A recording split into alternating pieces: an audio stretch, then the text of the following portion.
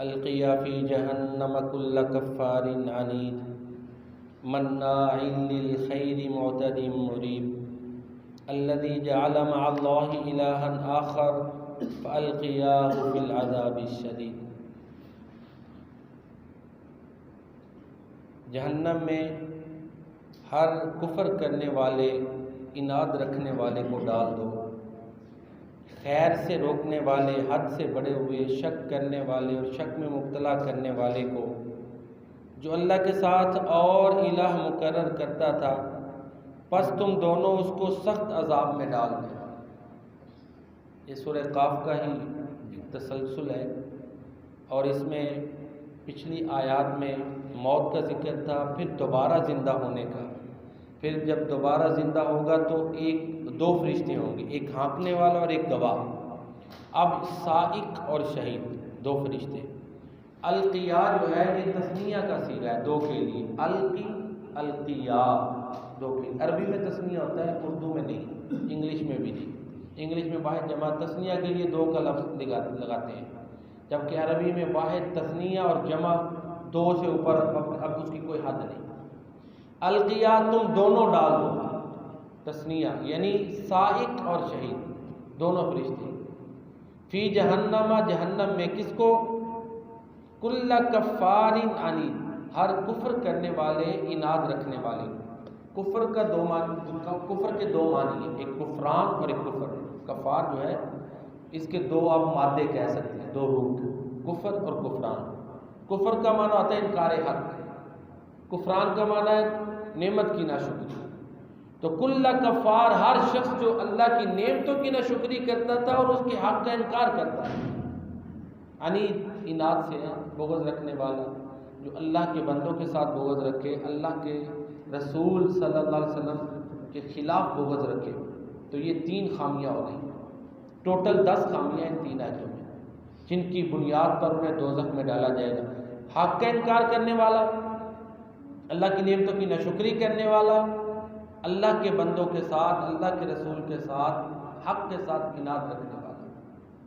مناع للخیر معتد مریب، خیر کو روکنے والا۔ اب الخیر کے دو معنی ہیں، الخیر کا ایک معنی نیکی ہے اور دوسرا معنی مال ہے، دونوں معنی کہ مال کو درست جگہ پہ خرچ کرنے سے روکتا ہے، حقدار کو مال دینے سے وہ روکتا ہے، جمع کر کے رکھتا ہے، جس طرح سورہ معارج میں کہ جہنم ہر اس شخص کو پکارے گی جو مال کو جمع کر کے اکٹھا کرتا ہے۔ اور الخیر کا معنی بھلائی، کہ خود بھی نیکی اور بھلائی سے رکتا ہے، دوسروں کو بھی روکتا ہے۔ دو خامیاں یہ ہو گئی۔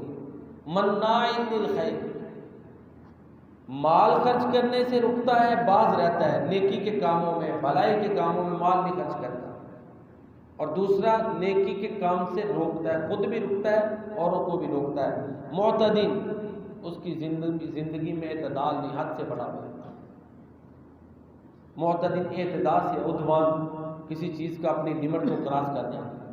تو معتدین مریب، مریب کا معنی ایک تو یہ کہ خود شک میں، ریب ہے نا، لا ریبا، کوئی شک نہیں، ریب سے مریب بنا ہے، اس میں فائل ہے کہ خود شک میں ہے، یعنی قرآن نے جو کچھ کہا اس کو کچھ شبہات ہیں۔ اب آپ اگر ہم اپنا دیکھیں نا، مسلمانوں کا جو قرآنی تعلیمات ہیں معاشرے میں، سب کہتے ہیں ان کے مطابق ہم معاشرے میں نہیں رہ سکتے۔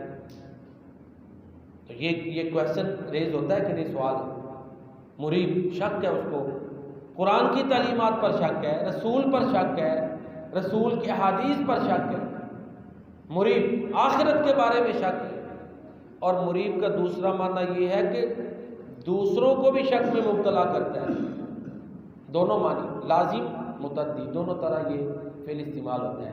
لازم جو خود کرنے والا ہوتا ہے، جس کو انٹرانزیٹو کہتے ہیں انگلش میں، اور متعدی ٹرانزیٹو، یعنی دونوں، اس کی دونوں طرح یہ استعمال ہوتا ہے۔ مریب خود بھی شک میں ہے، لوگوں کے دلوں میں بھی شک پیدا کرتا ہے، اللہ کے بارے میں، رسول کے بارے میں، آخرت کے بارے میں، حق کے بارے میں، قرآن کے بارے میں۔ کتنا بڑا یہ جرم ہے، خود بھی شک میں، لوگوں میں بھی شک پھیلاتا ہے۔ پھر ایک اور بڑی خامی، الذی جعل مع اللہ الہا آخر، اللہ کے ساتھ اس نے اور معبود بنا رکھے ہیں۔ یہ 10 خامیاں ہیں جو ابھی بیان ہوئی ہیں. جس میں یہ خامیاں ہوگی اس کا یہی انجام ہے. وہ کوئی بھی ہے، اے بی سی کوئی بھی شخص ہے، کسے باشد ہے، 10 خامیاں. پھر اللہ پھر دوبارہ کہیں گے فَأَلْقِيَاهُ فِي الْعَذَابِ الشَّدِيدِ، تم دونوں اس کو سخت عذاب میں ڈال دو. تو سورہ قاف میں یہ دیکھیں نا، اعجاز دیکھیں، مختصر سی 3 آیتیں ہیں چھوٹی سی، اور ایک فاسق کا کردار سامنے لا کے رکھ دی ہے، اس کے نقائص، اس کی خامیاں. ظاہری طور پہ بڑا سخت عذاب ہے، بندے کے رونگٹے کھڑے ہوتے ہیں جب یہ اناؤنسمنٹ سنی جاتی ہے کہ دوزخ میں ڈال دو. پھر سوال پیدا ہوتا ہے کہ کیا خامی ہے، تو اس کو جسٹیفائی درست ثابت کیا کہ خامیاں یہ ہیں. کیا خامیاں ہیں؟ حق کو نہیں مانتا، اللہ کی نعمتوں کا نہ شکر ہے، حق کے خلاف اناد، حق میں اب رسول، قرآن، حدیث سب کچھ آ جائے گا، اس کے خلاف اناد رکھتا ہے. مال خیر کے کاموں میں، اچھائی کے کاموں میں خرچ نہیں کرتا، نیکی سے روکتا ہے، زندگی میں توازن نہیں، حد سے بڑا ہوا ہے، خود بھی شک میں ہے، لوگوں میں بھی شک پیدا کرتا ہے، اللہ کے ساتھ شرک کرتا ہے. یہ 10 خامیاں ہیں. اللہ تعالیٰ کی بارگاہ میں دعا ہے کہ اللہ تعالیٰ مجھے اور آپ کو ان خامیوں سے بچائے، اور ان کے متبادل جو صحیح اچھائیاں ہیں وہ اللہ تعالیٰ ہمیں اپنانے کی توفیق عطا فرمائے کہ ہم اللہ کی نعمتوں کا شکر ادا کریں اور حق کو قبول کریں، اللہ کے رسول اور نیک لوگوں کے ساتھ محبت رکھیں اناد کی بجائے، اللہ کی راہ میں مال خرچ کرنے جو اللہ نے، تاکہ اللہ توفیق عطا فرمائے، خیر کو اپنانے کی توفیق عطا فرمائے، قرآن اور سنت کے سانچے میں زندگی کو ڈھالنے کی توفیق عطا فرمائے، اور یقین جو اللہ اور اللہ کے رسول نے فرمایا اس پر یقین اللہ عطا فرمائے، اور اس کے متبادل توحید. یہ 10 خوبیاں ہیں، یہ اللہ تعالیٰ میرے اور آپ کے اندر پیدا فرمائے. آمین یا رب العالمین.